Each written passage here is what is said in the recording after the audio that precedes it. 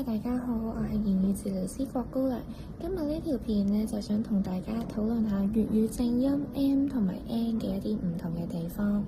咁開頭我哋一齊睇個例子先啦。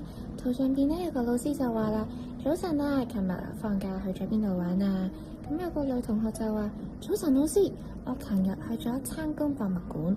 咦？呢個時候大家聽唔聽到有一啲地方有發音錯誤呢？咁其實第一個發音錯誤呢，就係個同學將琴讀咗做勤啦，而第二個發音錯誤呢，就係將參讀咗做餐啦。咁兩個音呢，讀到最後都應該需要合起嘴唇嘅。咁其實我哋應該要點樣分辨呢一個粵音韻尾 M 同埋 N 呢？咁我哋就講咗個粵音韻尾 M 先啦。其實當我哋讀一啲有 M 尾音嘅字嘅時候呢，我哋讀到最後嘴巴係需要合上啦，舌頭亦都需要平放嘅。而如果我哋去講一個粵音韻尾 N 呢，當一啲字有韻尾 N 嘅時候呢，我哋講到最後呢，嘴巴係會微微張開啦，而脷仔會頂住上排牙齒後邊嘅，氣流亦都會由鼻腔送出。咁呢個時候，我哋就不如睇一睇單字層面上有啲咩練習啦。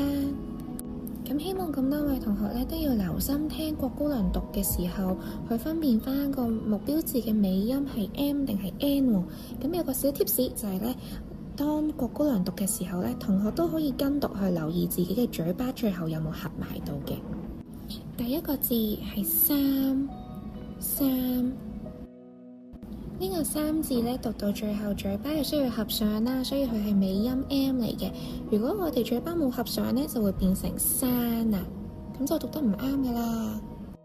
下一個字男，咁我哋讀個男字嘅時候咧，我哋讀到最後嘴巴係需要合埋啦，咁所以咧佢係尾音 M 啦。如果我哋嘴巴冇合上咧，就會變成難啦。好，咁我哋而家就睇下下一個字咯喎，嘆。咁呢個嘆字呢，其實我哋讀到最後呢，雙唇係會微微張開啦，所以佢係尾音 N 嚟嘅。如果我哋將嘴巴合埋呢，就會變咗做嘆啦。好，下一個飲。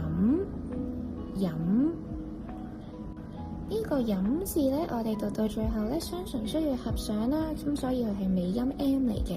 如果我哋將嘴巴張開呢，就會變咗做忍，咁就唔啱噶啦。咁我哋而家睇下一個字咯喎，蛋。個蛋字我哋讀到最後，雙唇係會微微張開啦，咁所以佢係尾音 N 嚟嘅。如果我哋將嘴巴合埋呢，就會變咗做膽啦。咁最後有個總結啦，就係其實我哋讀呢個粵音韻尾 M 嘅時候呢，讀到最後雙唇就需要合埋啦。而如果我哋讀呢個粵音韻尾 N 嘅時候呢，讀到最後呢，嘴巴就應該微微張開嘅。希望透過呢條短片呢，小朋友可以初步掌握到粵音韻尾 M 同埋 N 嘅分別，然後去讀翻一個正確嘅發音啦。拜拜。